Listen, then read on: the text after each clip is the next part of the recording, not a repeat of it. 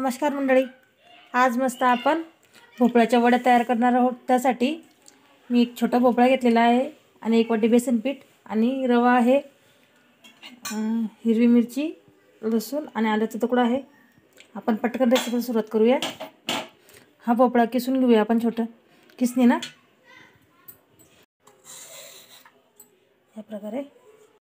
आता या खोबऱ्या किसणीने आपण हे किसून घेऊया या प्रकारे।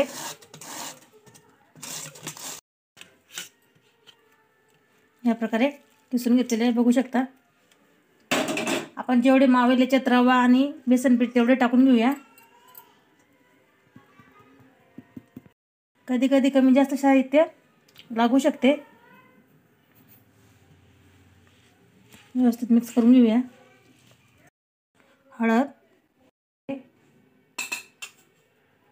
जिरे आणि हा ठेचा आले लसूण आणि हिरवी मिरचींचा तेही टाकून घेऊया मस्तपैकी। आणि मीठ टाकून घेतलेलं आहे मी, कोथिंबीर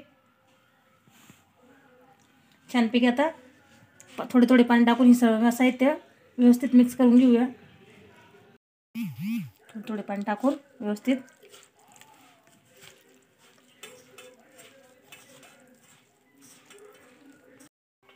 एक चमचा तेल टाकून घेऊया छानपैकी। अर्धी वाटी रवा लागलेला आहे आणि 1 वाटी बेसन पीठ टाकलेले आहे मी याच्यात। 5 मिनिटं आपण झाकण ठेवूया आणि तोपर्यंत पाणी उकळत आहे ना, तोपर्यंत पाणी छानपैकी तापलेले आहे। आपण हे झाकण काढून घेऊया आणि हे मिश्रण आता एका दुसऱ्या ताटात टाकून घेऊया। घेणार आहोत ना आपण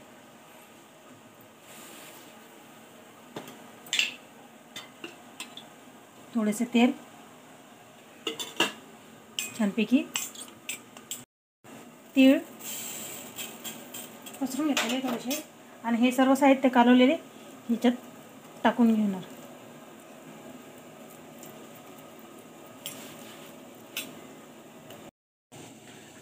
थोडेसे तीळ टाकून घ्या वरून।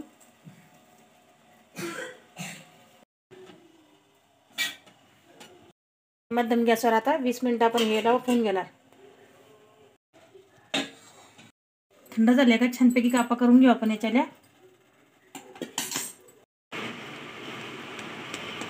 या प्रकारे मी बर्फीसारखे त्याला वड्या पाडलेल्या आहे।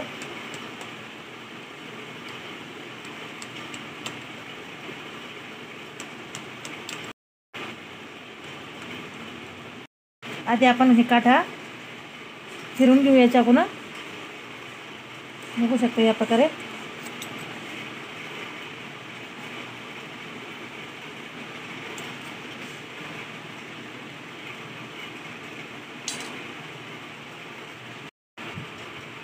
या प्रकारे आपण काढून घेणार सगळ्या वड्या आणि छानपैकी बघू शकता किती छान झालेले आहे। चमचा तेल टाकून घेतलेले आहे, मोहरी टाकून घेऊया।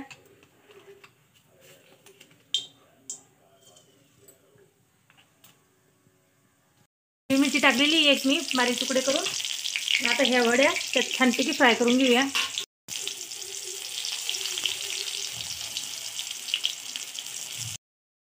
या प्रकारे आपण फ्राय करून घ्या।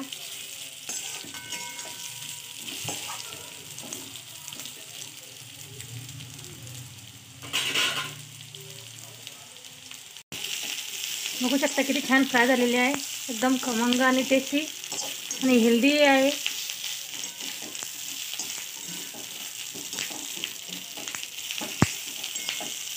रेसिपी कधी आवडली लाईक, कमेंट, शेअर आणि सबस्क्राईब नक्की करा। बघू शकता किती छान आहे।